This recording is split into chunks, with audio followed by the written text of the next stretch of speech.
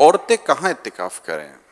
مسجد بیت میں، گھر کے کسی حصے کو مخصوص کر لیں، چاہے کمرے کو مخصوص کر لیں کہ یہ میری گھریلو مسجد ہے، گھر کی مسجد، تو یہاں پھر یہ اعتکاف کر سکتی ہے. چند اسلامی بہنیں ایک ساتھ جمع ہو کر اعتکاف کر سکتی ہیں؟ کر تو سکتی ہے. یہ آپ مشورہ کیا دیں گے کہ اسلامی بہنوں کو آپس میں جمع ہو کر اعتکاف کرنا چاہیے یا یہ الگ الگ ہی اپنے اپنے گھروں میں اعتکاف کی سعادت حاصل کریں؟ اجتماعی اعتکاف اسلامی میں نے کسی اور کے گھر پہ نہ کرے، اپنے اپنے گھر پہ کرے، کیونکہ دوسرے کے گھر جائیں گے تو بے پردگی کا امکانات رہیں گے کہ اس گھر کے جو افراد ہیں وہ مطلب ہو سکتا ہے کہ آمنا سامنا ہوتا رہے. سنت اعتکاف میں کیا غسل کر سکتے ہیں؟ صابن وغیرہ سے منہ ہاتھ دھو سکتے ہیں؟ اگر وضو خانہ یا استنجا یا غسل خانہ مسجد یعنی فنائے مسجد میں، فنائے مسجد اس کو بولتے ہیں جو مسجد کی ضرورتوں کے لیے ہوتی ہے جگہ، تو اس میں تو کر سکتے ہیں. اگر باہر نکل کر غسل خانہ ہے پھر تو صرف فرض غسل کے لیے جا سکتا ہے، جمعے کے غسل کے لیے بھی نہیں جا سکتا، ویسے ٹھنڈک کے لیے بھی نہیں جا سکتا. جائے گا تو وہ 10 دن والا اعتکاف ہے جو آخری عشرے گا یہ ٹوٹ جائے گا. اعتکاف کے لیے مسجد میں پردے لگانا ضروری ہے؟ جی نہیں.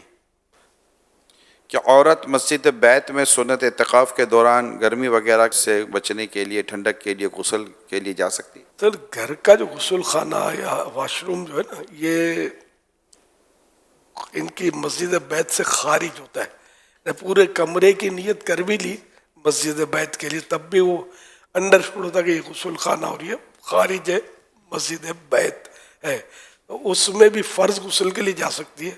اس کے علاوہ ٹھنڈک کے لیے، جمعے کے غسل کے لیے نہیں جا سکتے، ہاتھ دھونے کے لیے بھی نہیں جا سکتے. تو اس کا اتنا مشکل نہیں، کیونکہ یہ مسجد جو ہے نا اس کے اپنے آداب ہیں.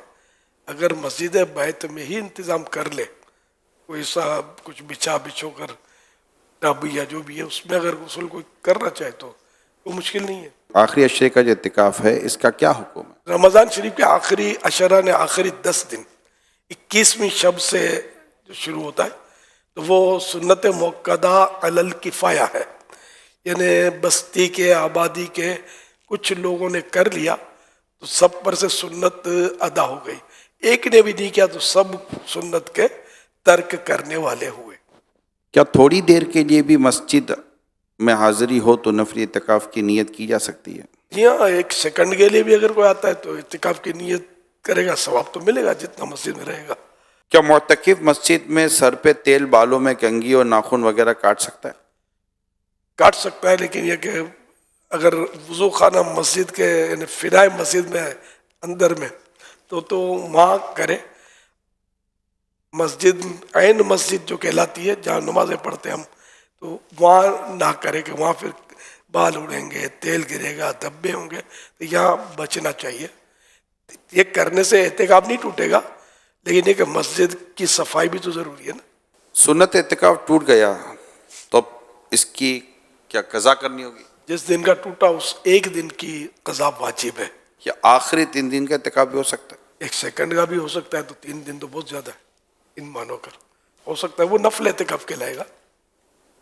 اعتکاف کرنے کا ثواب کیا ہے؟